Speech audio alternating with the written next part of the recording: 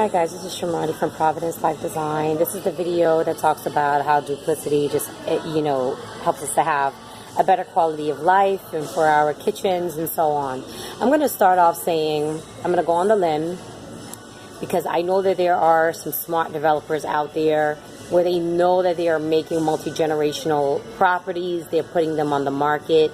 They are selling to growing families that are going to have more than 3 children and all of that. A family that has 3 children and 2 adults and 3 bedrooms, 4 bedrooms, 5 bedrooms, in-law bedrooms, in-law suites. Houses like this need more than 1 dishwasher. That's A. B, they need more than 1 washer machine and dryer. They need, especially if they're meat eaters, okay, even if they're not, they're going to need more than 1 refrigerator. But if they are meat eaters, they're going to need, 2 refrigerators and a deep freezer. Like, you're going to need more than 1 space to keep food frozen. If your husband is a fisher, he's a hunter, he's that kind of guy, he's patronizing the hunter down the street. His best friend, goes shooting on the weekends. His best friend takes them out on fishing trips. They're going down, they're going down to Florida on the weekend, and they're taking the boat out, and they're bringing in fish. I don't know who's cleaning all this fish, but you're gonna need more than 1 refrigerator. Like, not even the biggest one. You don't even like a refrigerator having all of this cubic feet is really gonna be pointless if you're not drawing it into the original kitchen plan, that you set out to have from the very beginning. So you're going to need more than 1 appliance. You're going to need more than 1 cooktop. If you have more than, what did I write here? Because I did make notes for this. This is a quite involved video. If you're going to have more than 55 square feet of countertop. Okay, so I'm showing you how to organize from the beginning. Like, you're anticipating a growing family. You are doing a gut renovation. Countertop square footage is something that you are going to discuss when you are bringing somebody out to come and measure the cabinets that you've already installed, and you are going to go shopping for your slab. You're doing quartz, you're doing natural stone, you're doing marble, you're doing granite, right? You are going to need to have this number somewhere. This is going to be a number you need to be privy to, because when you are going to be purchasing more than a certain amount of counter space, you're going to need more than 1 slab, okay? When you're doing the quartz, not so much, because it could be made to order, right? Fabricated to order, created to order. But when it comes to natural stone and you have to pick out, you're going to need to go to the stone yard to make sure that you are using 2 granites or marbles that are mimicking each other. There's going to need to be some kind of cohesiveness, all right?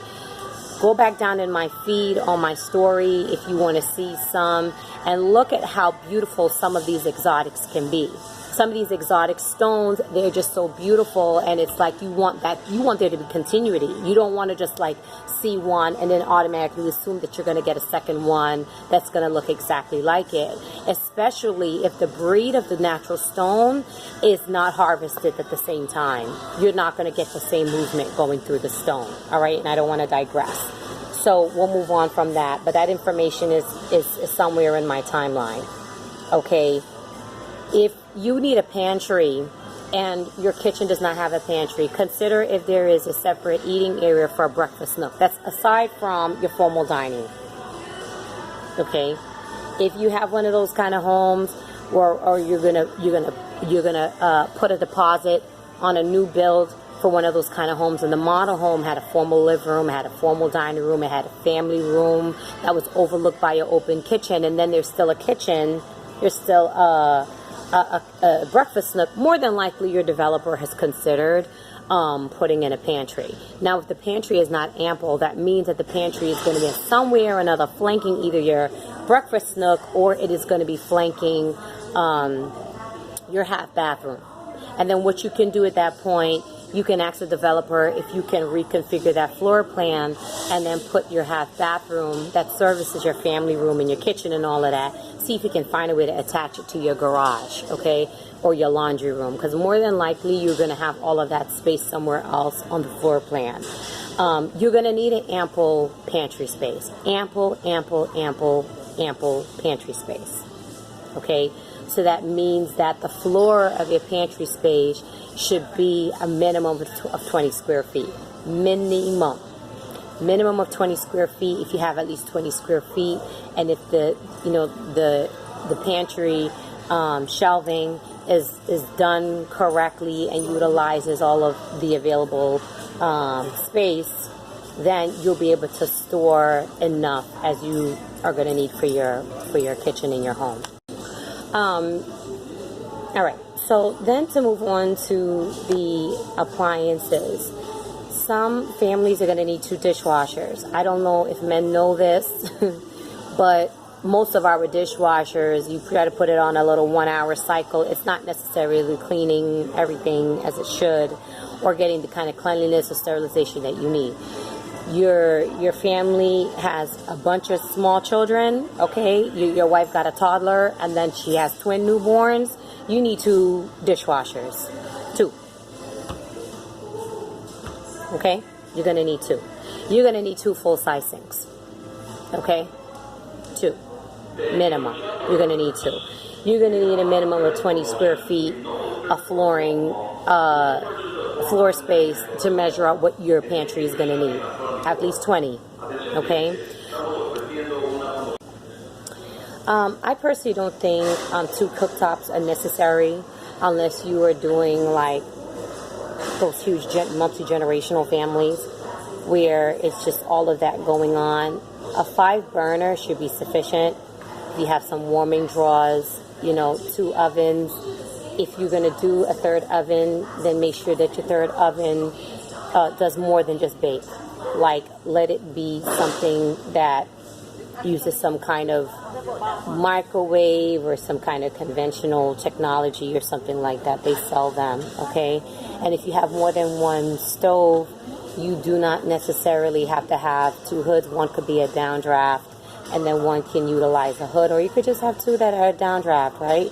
Because we want to lighten up our upper space. The other thing, too, is that what's on trend is a lot of open cabinetry. A lot of people don't want to hear that because we want to be stuck in our old way of doing things. And in my opinion, I find too much cabinetry, especially upper head cabinetry, it just like really facilitates hoarding. It really does. Like we'll have things in our cabinets and we don't know that we have it. Bottom cabinetries are almost becoming obsolete. Try not to do that. If you need to have your under countertop space, see if you can incorporate large drawers, Lazy Susans and large drawers. That is so you can properly use those storage spaces efficiently